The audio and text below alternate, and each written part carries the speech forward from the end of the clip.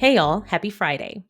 Today I have three main topics that we'll talk about. First, Meghan popped out for an intimate chat at Godmother's Bookstore, and we have the details on that. Then we have to talk about Emily Robinson's exit as Director of Communications. It is not nearly as salacious as people are trying to make it. It's actually quite simple and pretty standard. And lastly, we have to talk about Harry and Meghan joining a coalition calling for a prohibition on the development of AI superintelligence. We have a lot to get into, so let's get started.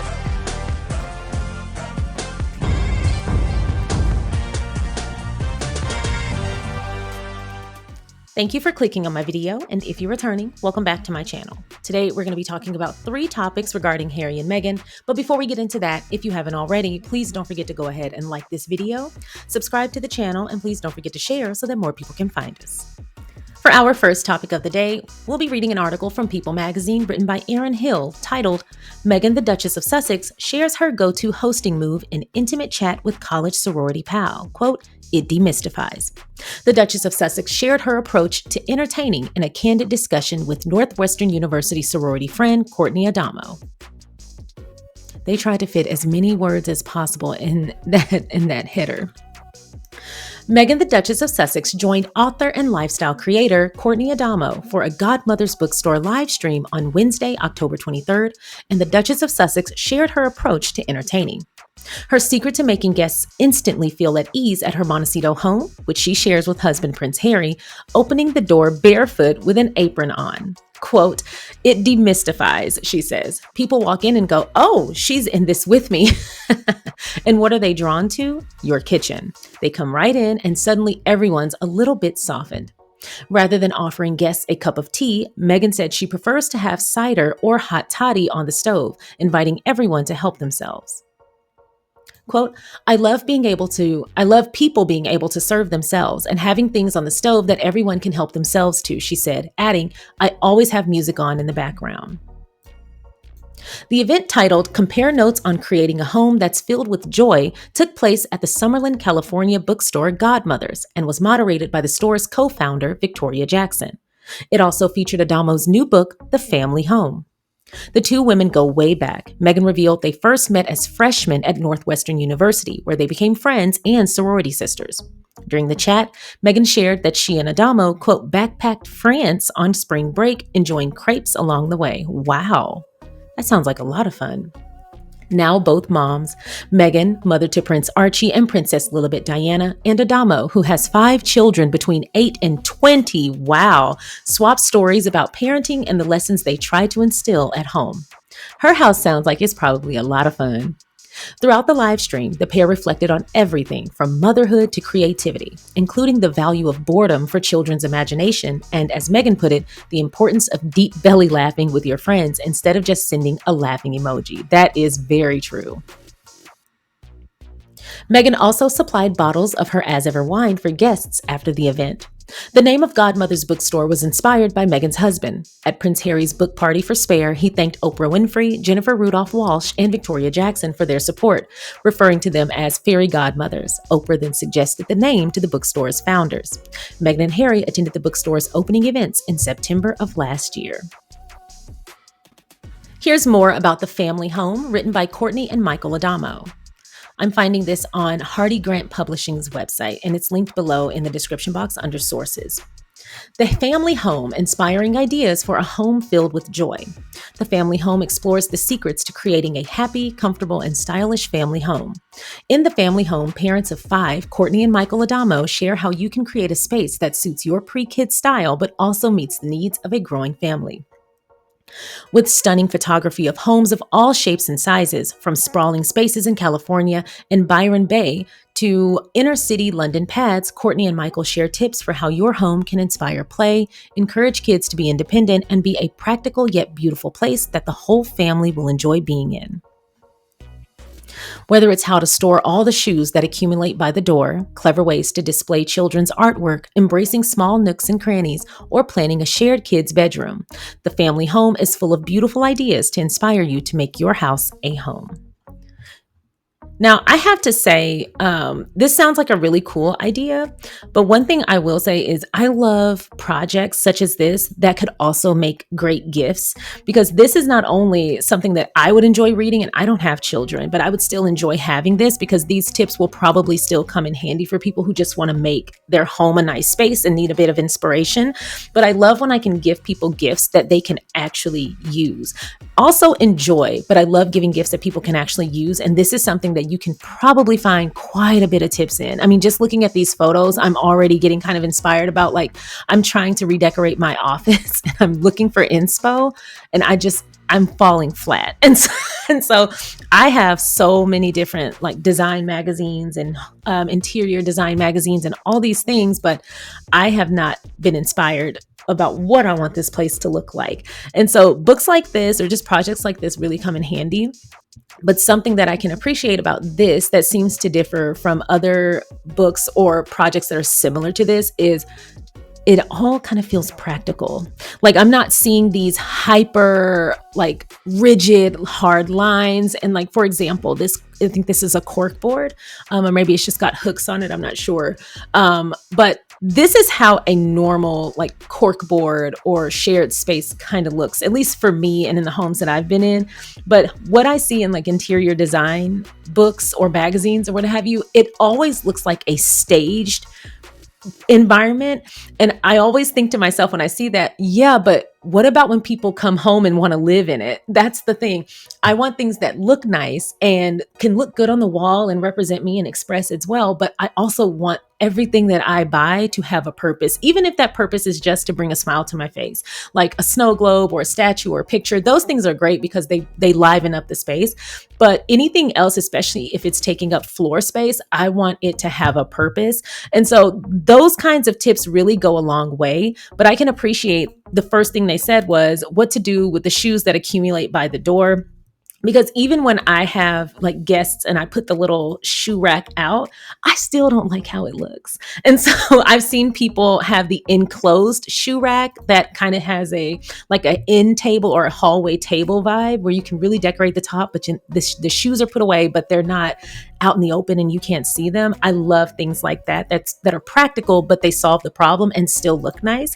So this is right up my alley. And not only that, but as we're going through these photos, look at how warm these spaces look. Sure, that's lighting, but these spaces are warm and lived in. That is kind of what I like. I want it to look nice, but I want it to feel comfortable. And I don't want people to come in and not feel like they can touch anything. I feel like most people, especially Black people from the South, you might all have this kind of shared experience of your grandmother or that one aunt who has a room where you can't touch anything in it. It's usually the sitting room. And every one of my aunts and my grandma had that room where all of her china was on the shelf and all of her like little crystals and her little crystal statues and things like that that we kids couldn't touch, but she wanted them out and wanted them displayed, like her music boxes. There was one room that we could not touch. And in all of my aunt's homes, they had that one room that was just beautifully decorated. They had their break front and their china and all that stuff, and you just couldn't touch it. And while I don't mind that for one room, because I do think that's kind of nice to have, especially as a woman, if you have like children and a family, it is nice to have like your just designated space that just kind of, it's all about you. I think that's great. But one thing I don't want is for my whole home to feel that way. I'll also go on to say that as someone who doesn't have children, when people visit, they have the impression that like we're those people who are like, we don't have kids, so we don't understand that spaces need to be lived in. So when they come over and they tell their kids like, sit down, don't touch anything, I'm like, it is fine. I promise. If I bought it once, I can buy it again. And if I can't buy it again, I couldn't afford it. So enjoy your space. Like, don't be rude, but just enjoy the space. I'm not going to trip if your kids put their feet on my couch or if they stand up a little bit, or like, I'm not a person who really gets bothered by those kinds of things, and no judgment if you do, but I just feel like the things that I buy and the things I fill my home with are supposed to help me and my loved ones live better and enjoy it. We're not supposed to live for the sake of keeping these things forever. If I bought it once, I can buy it again or get it fixed or whatever. And so I don't really lose it over things like that. But because we don't have kids, a lot of times people come in and they are so respectful. I think it's so sweet and endearing, but they're super, super respectful. And they're like, oh, I don't want to mess up anything. Especially if we have white sofas, a big white, everything in my home is white. And so I get it, but I just think that's so funny because I'm like, girl, it's probably best we don't have kids because I don't even think we can keep up with our own mess. We have 2 dogs. We have long given up the idea that we're keeping everything nice forever. That is not happening.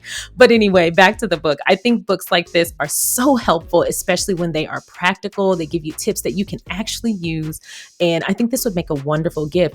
As a matter of fact, I'm glad I said that. Christmas is coming up. This seems like the perfect gift for someone you may not know what to get them, especially like coworkers. I'm marketing for this woman. I'm all advertising. Like genuinely, I love gifts like this. I think this is great.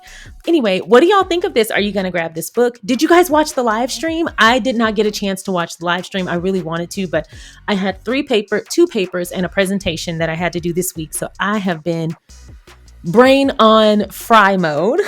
I didn't get to watch it, but I'm glad we were able to get a nice summary. Let me know what y'all thought of the live stream. For our next topic, I wanted to talk about Emily Robinson leaving her role as Director of Communications. I feel like most people who watch my channel, or at least everyone, I'm assuming, is an adult. And I feel like most people who keep up with what's going on with Harry and Meghan and any other public figure, they're more than likely adults as well, or they're old enough to have experienced the workforce. And the reason I bring that up is because it is so baffling to me, but I have long since stopped trying to figure out why people do what they do. I know all the reasons people lash out at Meghan. It doesn't make it okay. And I think it actually makes it quite disgusting. It makes it even worse because there is no reason to lash out at her. There is no reason to make up things about her. There is no reason to create these salacious stories and commentary and opinions and all these random things that no other human being is being asked to tolerate. Like no other human being is being asked to, anytime someone sees your name, you're aware that 100+ people will say the worst, most vile things about you. But that's only going to happen to you. And you can deal with it because you're pretty and you're rich and you have all these privileges. And it's like, okay, right. But she's a human being. And so it is weird to me from the outside looking in to just see how people, not anyone who watched this channel, I'm assuming, but most people have just accepted this as the norm, where every single bit of information that even has a close proximity or even remote proximity to Meghan is allowed to just be twisted and turned into salaciousness. People are just kind of allowed to add or take away or exaggerate whatever they want for a story. And it's, oh, that's just how the media works. And it's like, yeah, but we haven't seen it like this before.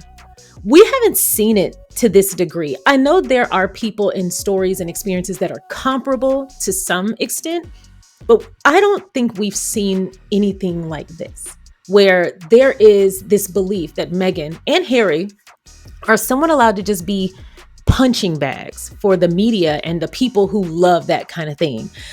Racist, misogynist, you know, the lot. And I wanted to talk about this because I don't think this is news. Like people leave their jobs all the time. But the only reason I decided to talk about this is because I didn't get their permission, so I'm not going to say their name, but if you'd like to identify yourself in the comments, feel free. But someone sent me a couple of headlines that were screenshotted, not links, of how this very simple day in the life of a corporate person story got turned into Meghan can't keep a staff member. And then when you hear the details, you'll realize not only is that just ridiculous, but just how egregious and how manipulative they are being by trying to tie this to in some way fault Meghan.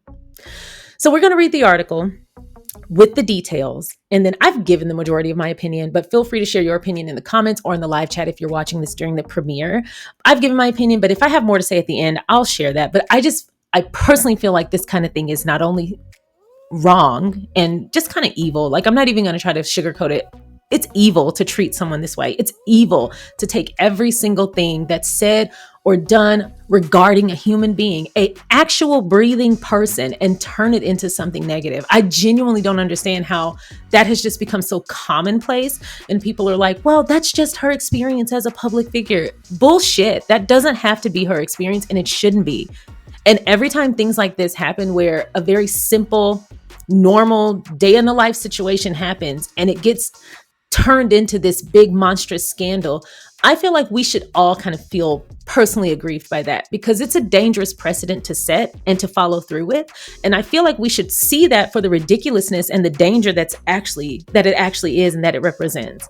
Whether you, and I hate to preface things with this because you really don't have a reason to dislike Meghan. I mean, if you don't know much about her and you say, well, I just never became a fan because I don't know much, that's one thing, but there's no reason to actively dislike her.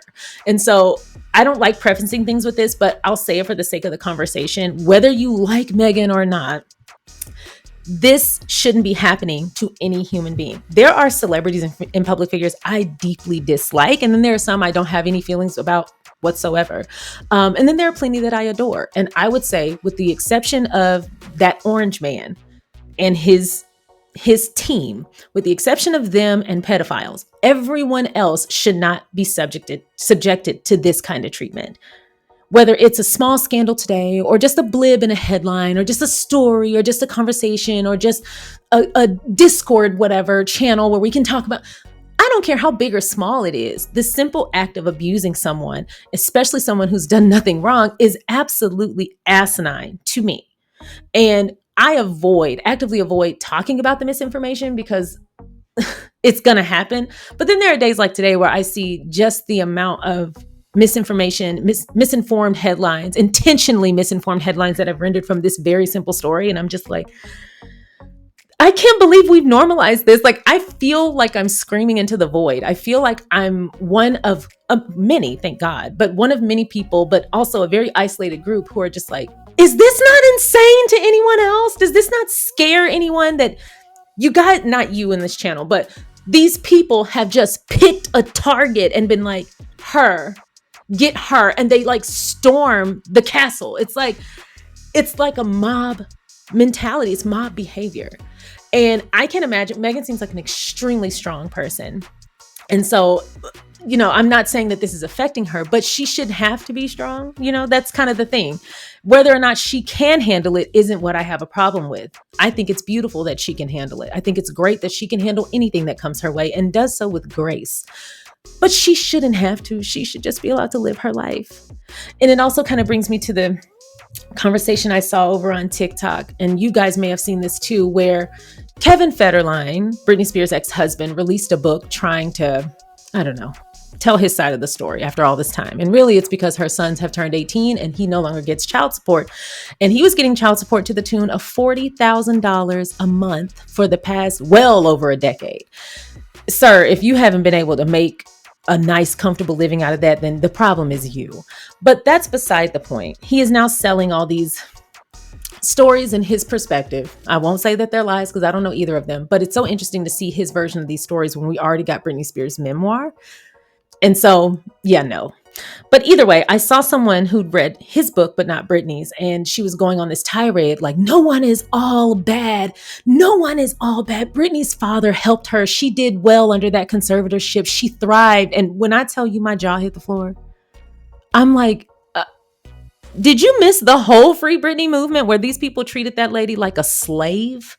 Like they made her work and stole her money. And she had zero autonomy, even where birth control was concerned. They made her get birth control that was very painful to her without any input from her whatsoever. And anytime she pushed back or questioned or did anything that's enforced autonomy or even seemed like autonomy, they would either institutionalize her, revoke her rights to see her kids. She would end up getting even more medicine prescribed to her.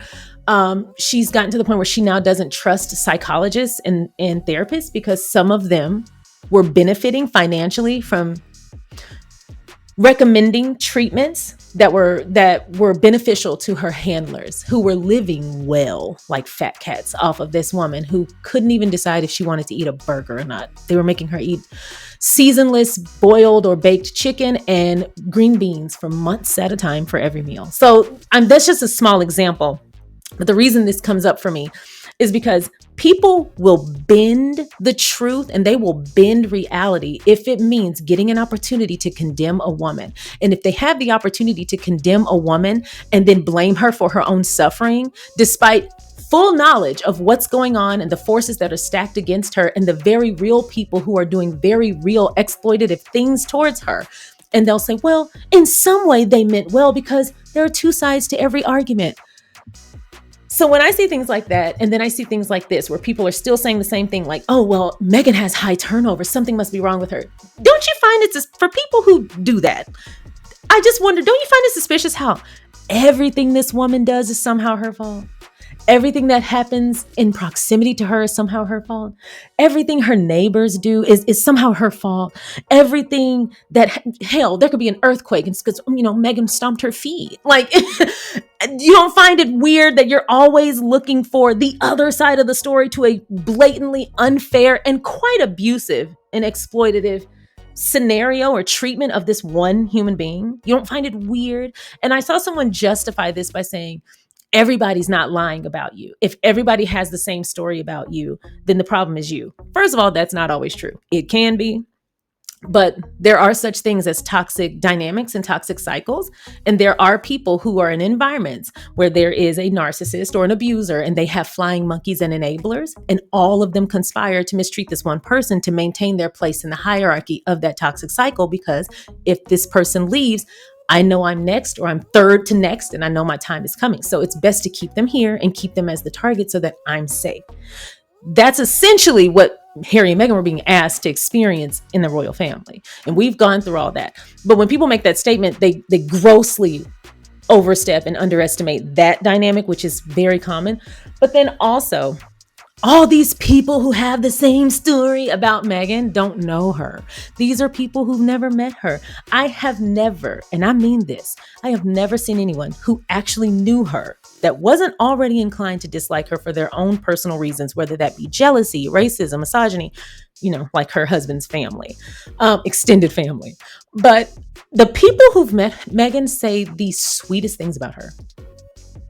For me, for someone who doesn't like to go into things wrong, and I don't like to go into things ill-equipped or ill-informed, I feel like I would start there. If everyone's saying this person is awful, I would say, okay, that's their opinion. But what about the people who've actually met her? I feel like that has a little bit more weight to it than someone who just happened to be in the same room as her, or someone who knows a friend of a friend of a friend that suddenly became a source, unreliable and won't be named. They don't find it suspicious. Anyway, it's because they don't want to. It's because they want to treat her this way. And it brings me back to my initial point is, how has this been normalized that so many people have been allowed to scapegoat this woman to express their own personal biases? How are more people outside of the people here on YouTube and the people who use their social media to speak out about this? How are more people not only concerned about it, but just disgusted by it? That'll be beyond me. But anyway, sorry for the diatribe. It's so weird. But anyway, the reason I wanted to talk about that, and the reason that kind of initiated that diatribe, sorry y'all, is because this is a very simple story. And it is very common. As someone who's worked in corporate for 15 years, people leave all the time. People get new jobs. People, especially when they're working on a project basis. That's the nature of that. So anyway, let's get into this article and get the details. I'm not going to take up all y'all's time. The title of this article is Meghan Sussex's Director of Communications exits role after a few months on the job. Emily Robinson, the Duke and Duchess of Sussex's Director of Communications, has left her role, People confirms. And this is written by LaToya Gale. I find it interesting that in the byline it says she's the Director of Communications for both Harry and Meghan. But in the title, it's just Meghan. It's just Meghan's fault. Isn't that crazy? Not that they should be blaming both of them. I just think it's crazy how manipulative they are being. Meghan, the Duchess of Sussex, and Prince Harry, the Duke of Sussex, are losing their Director of Communications 4 months after she took on the role, People magazine confirms. Before joining the couple's team in late May, Emily Robinson worked at Netflix as a Senior Director of Publicity. Robinson has since departed her position as Director of Communications for the Duke and Duchess of Sussex after a few months, the Daily Mail reported on Friday, October 24th. She's among several communications staffers who have exited the Sussex's team in recent years. Now, here's where you heard how they framed that. Now, watch where this story ends up going. A source close to People tells People that Robinson left on her own accord. Okay, that's fine. Most adults do leave jobs because they want to. Now, this is a weird piece of news. Robinson has not updated her LinkedIn to include a mention of her time working for Meghan and Prince Harry at this time. Now, listen to the details.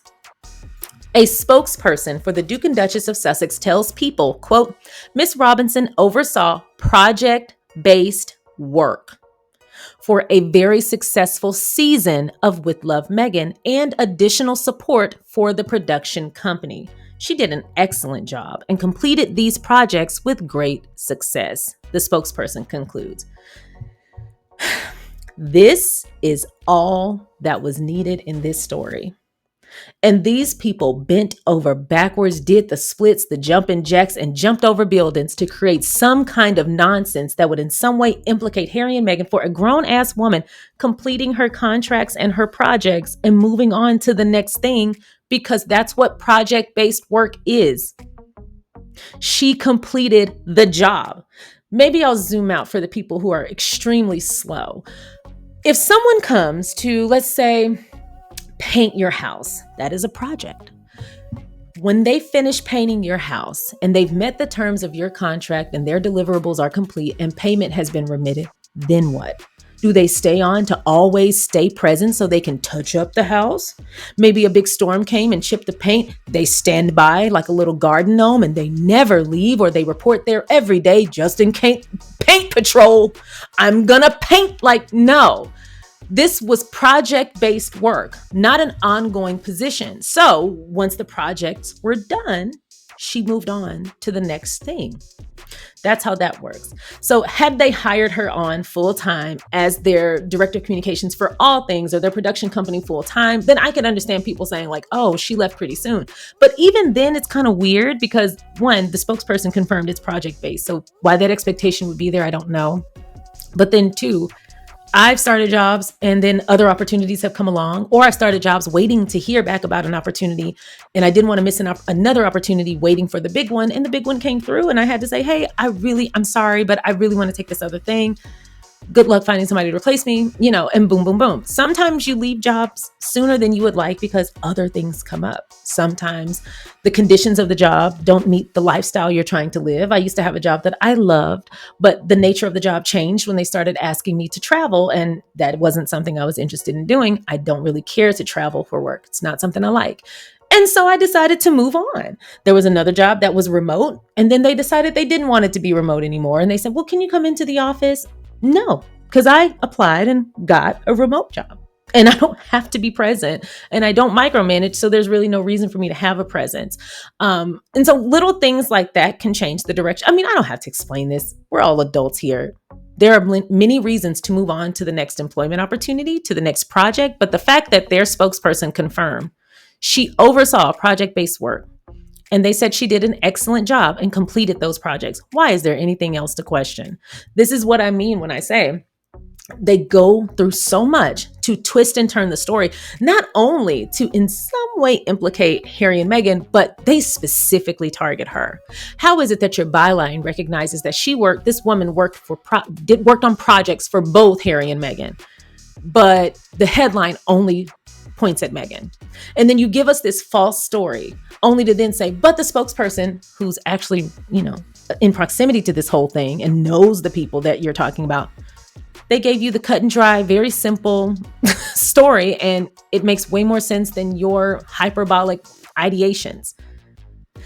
Anyway, this kind of thing, I fear that it's never going to stop, but I don't want to speak that into existence. So I will say, we are better than this. Y'all are better than this.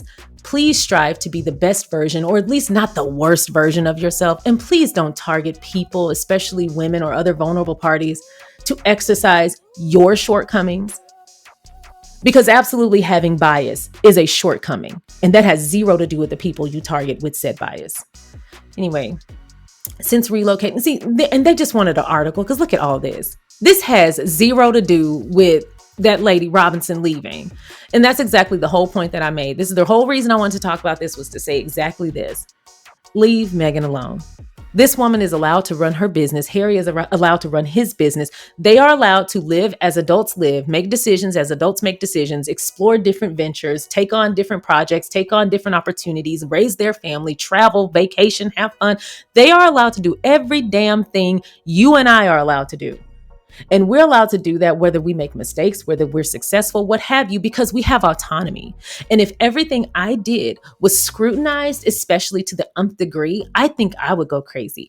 I get frustrated when I have those contrarians that somehow got rerouted to my channel, because my regular viewers aren't crazy. My regular viewers are just normal people who are like, let's just have a conversation. This is kitchen table talk. And that's been one of the values of my channel growth, being steady, but not fast. I'm always weary when there's a spike because I'm like, oh shit, who done found me? And I'm almost always right to have that concern because they put my moderators through it. But sometimes there are some knuckleheads that will find their way into my comment section and everything I say is a problem. My pronunciations are a problem. My accent is a problem. My not having an accent is a problem. My shirt is a problem. They hate the way I wear my hair. One person wrote me a whole email about how much I touch my hair. Then one woman, I think I told y'all about that, I can't remember her name, said that she didn't want to hear me talk about myself or relate any of this to my own, pursuits of human rights advocacy work or my own career in social work, not social studies. And she wrote me a whole comment saying that she didn't want to hear that and blah, blah, blah. And I'm sitting there like, take your ass on then. Like, and so for the life of me, I don't understand dwelling in something that you dislike. Or if I listen to someone and I'm like, I don't care for this anymore, I just move on to the next thing.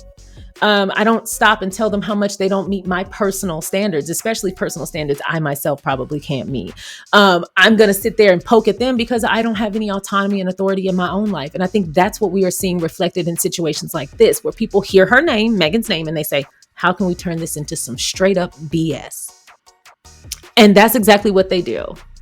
Now, why they didn't start this off with a spokesperson's commentary, we know why. But why they didn't is beyond me.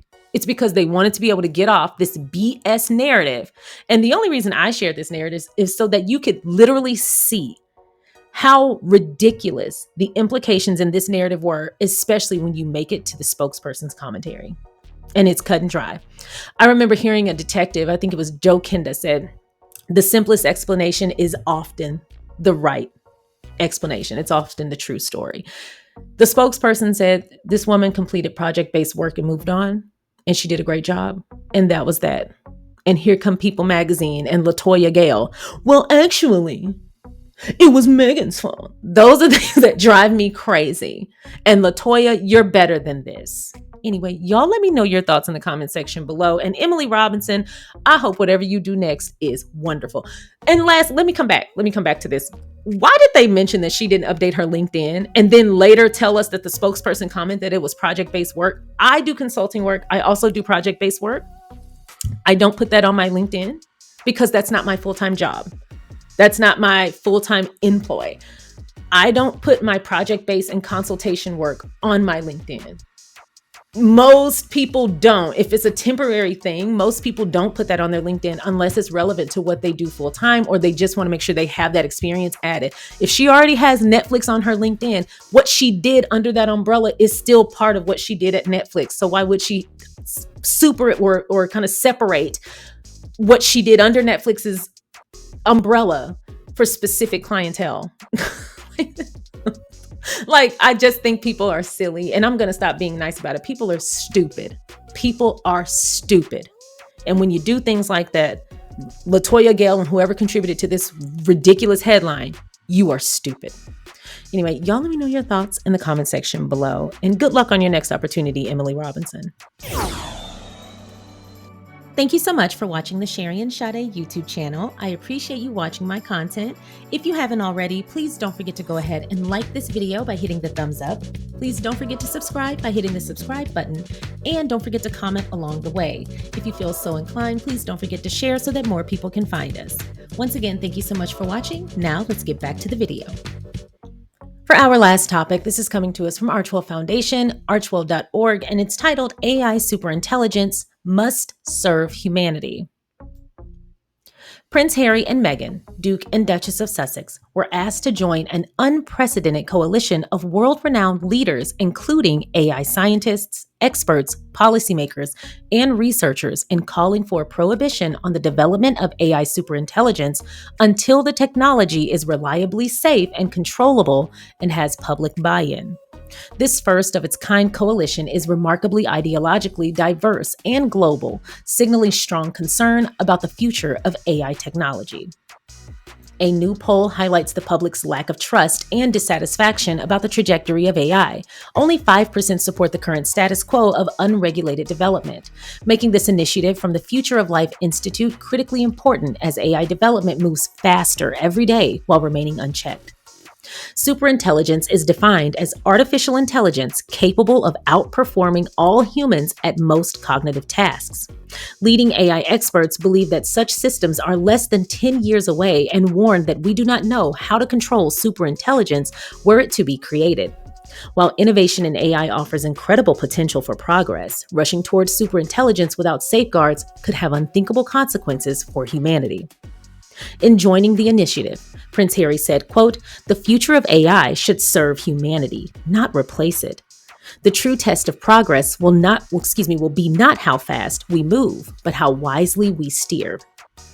Joining this coalition affirms their continued commitment to advocating for responsible technology, both as digital safety advocates and as parents. Click here to learn more about their pivotal work through their nonprofit, the Archewell Foundation. Now, I'm linking this article in the description box below under sources, so you can go check this out. And I also have a number of videos regarding their online safety work.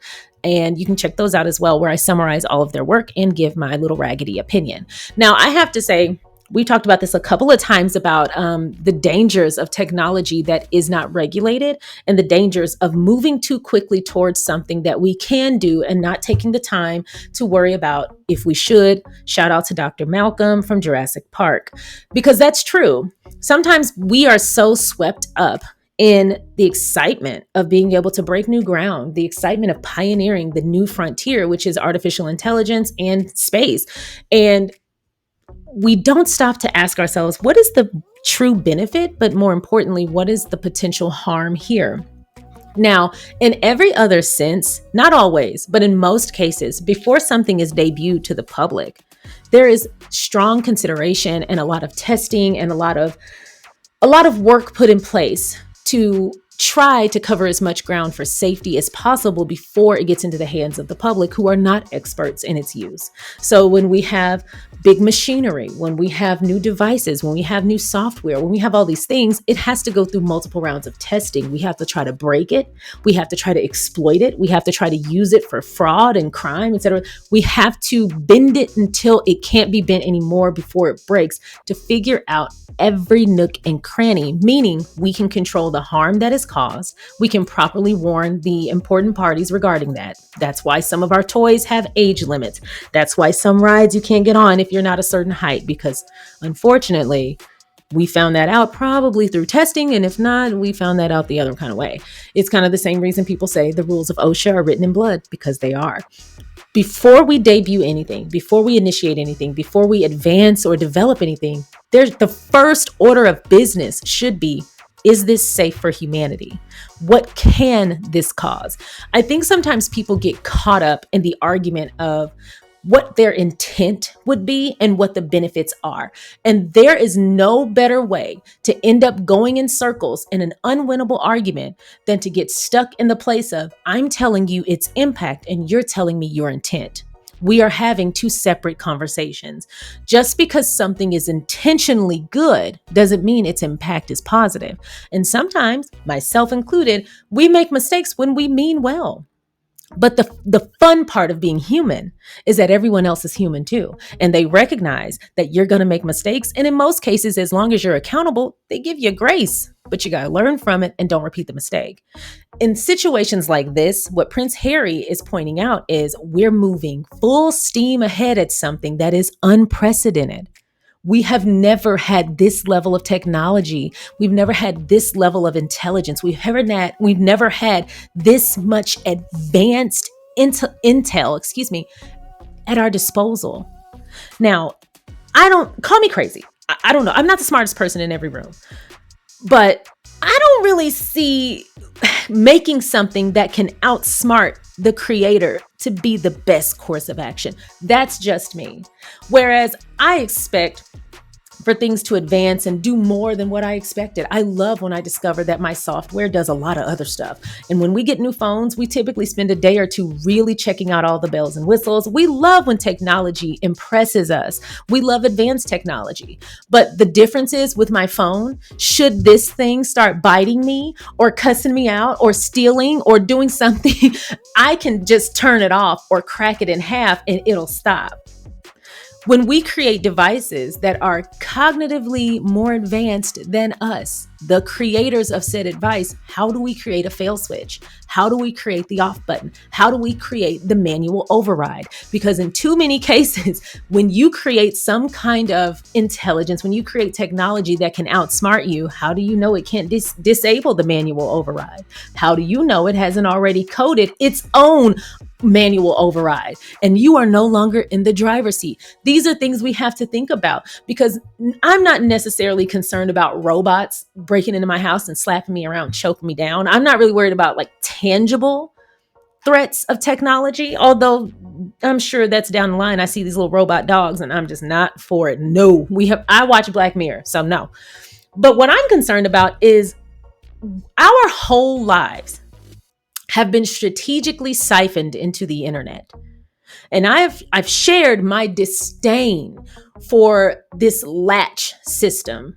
While I understand the convenience of it, I think it's great that for some people who love to have their phone on them all the time can now just use their phone to open their front door, use their phone to open their building, use their phone to open their mailbox. I think those things are wonderful.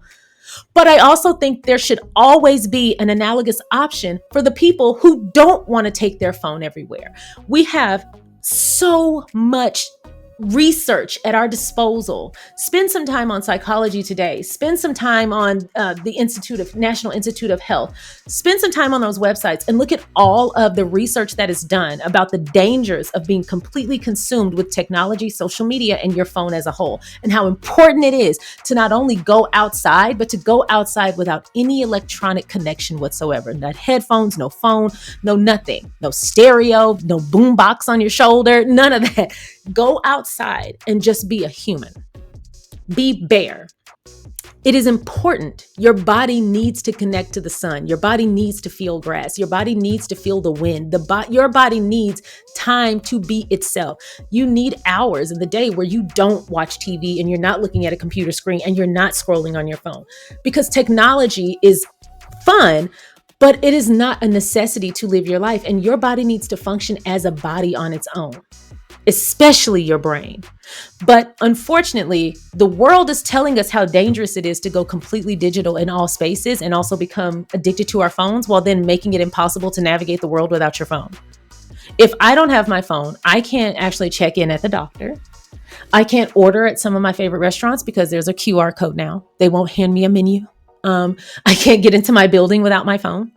If I don't have my phone, I cannot get into my building. That is a problem.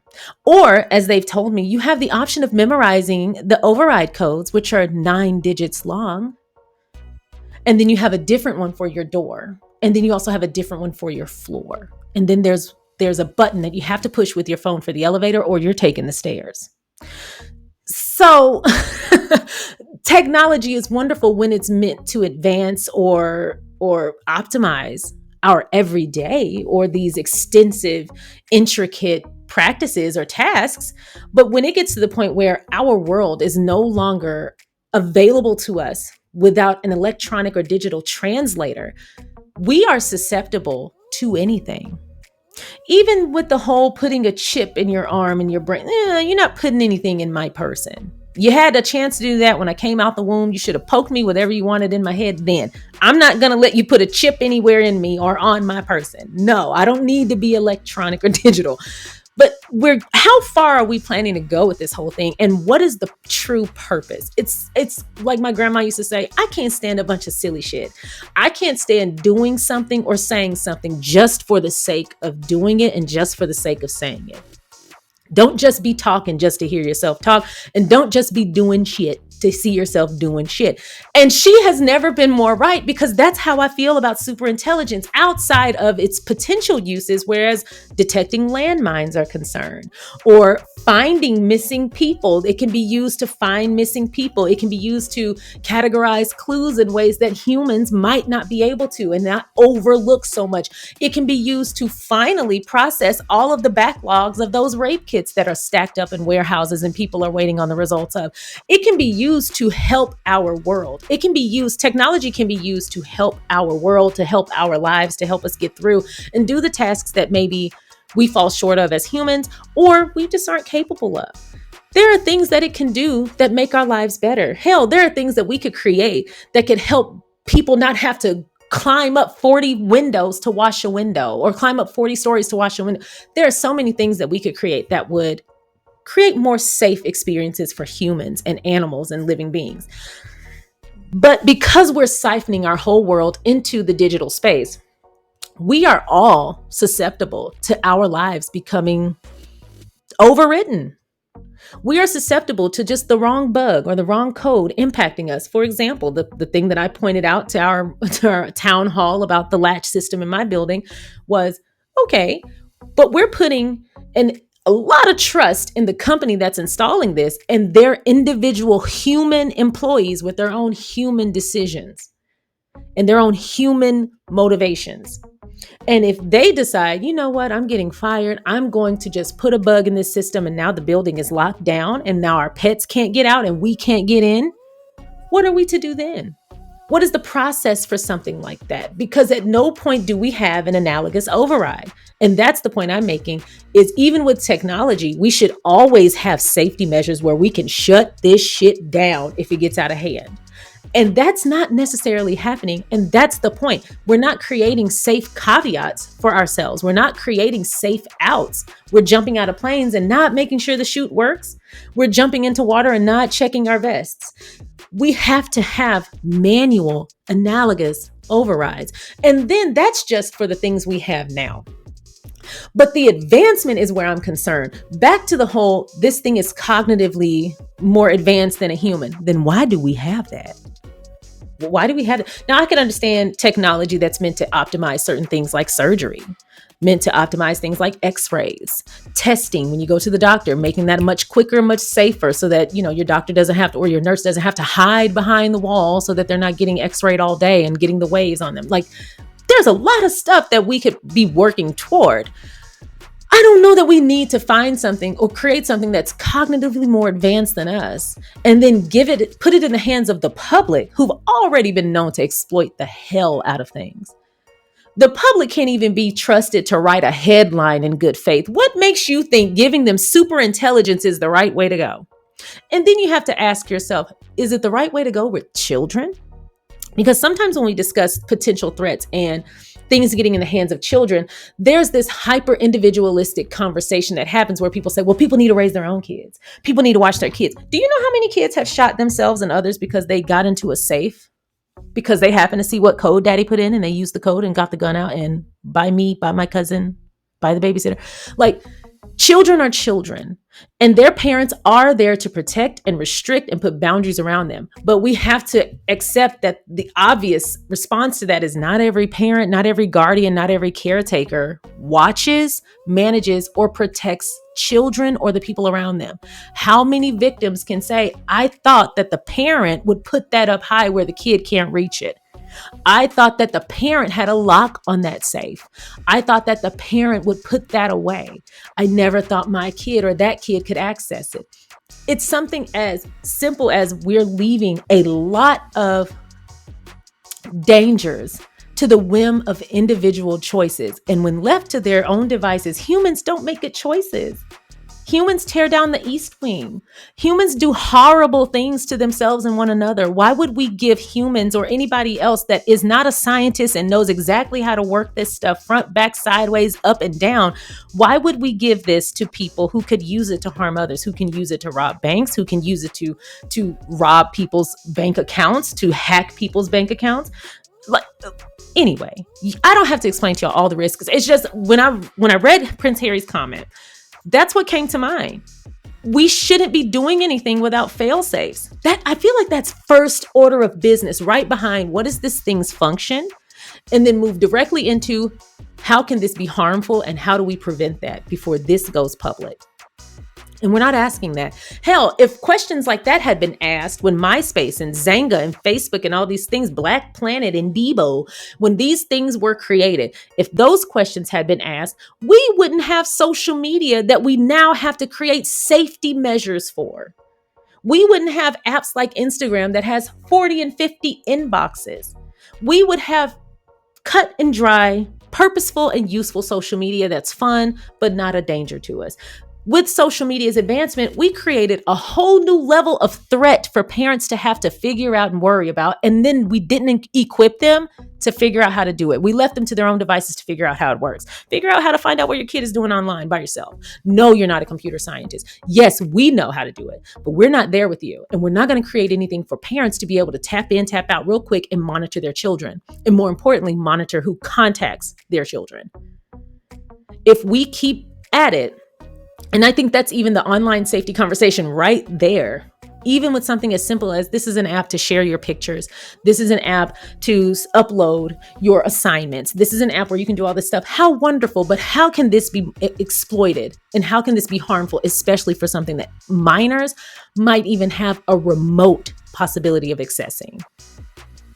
Because again, some kids are, I was a latchkey kid for a couple of years. Some kids are latchkey kids, and when they get bored, they go through everything. I used to go all through my mama's closet. I used to look in all her purses. I have found well over $300-400 in my mama's purses. And she had a rule: if you find it, you can keep it, but you got to clean my closet afterwards. And so essentially, she would always come home and her closet would be clean, and she would say, "How much you find?" And I would say, "Well, I found, this gift card to Chili's." And so we went up and got some Chili's. And so like it was a thing, but yeah, I used to go through all her stuff. I knew where everything was. That's why it's just best not to keep anything, because kids are nosy. I'm kids. I was nosy. I knew what was in everybody's house. If you left me alone before the age of 12, I know what's happening in this house. And so I say that to say, my mom was well-meaning, and thankfully she didn't keep anything crazy or dangerous where I could find it. But that's not the case for every parent. That's not the case for the place where every child lives. Some people don't live with people who take care of them or protect them or put boundaries around them. Some people live with their siblings, and some people live with friends. Some people are foster children. There's a lot of different family dynamics. And the point that I'm making is when we leave it up to each individual household to determine whether or not this thing that's potentially dangerous could be exposed to the world or vulnerable parties, we're asking for more problems. We can't even control the things that are tangible and analogous, like controlling guns. We can't even control things that should be really cut and dry. You should have to pass a number of filters before you can own something that is that deadly. I just don't understand where the argument there is. It's like, oh, we should all be able to have guns. I think we should all be able to have the chance to try to qualify to own a gun. But I know quite a number of people who should never have access to a weapon, let alone a gun. They shouldn't even have access to a toenail clipper.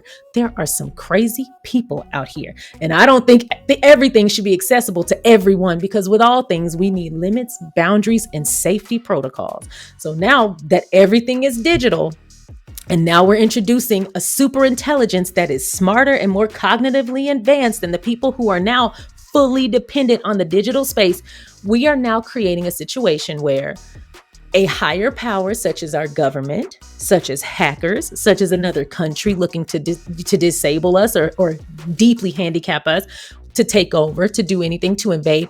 We are putting this situation, we're putting our citizens in a situation where we're going to make your whole life digital, and then we're going to unleash the equivalent of digital venom into this space. And we're going to trust that you guys will manage your own stuff.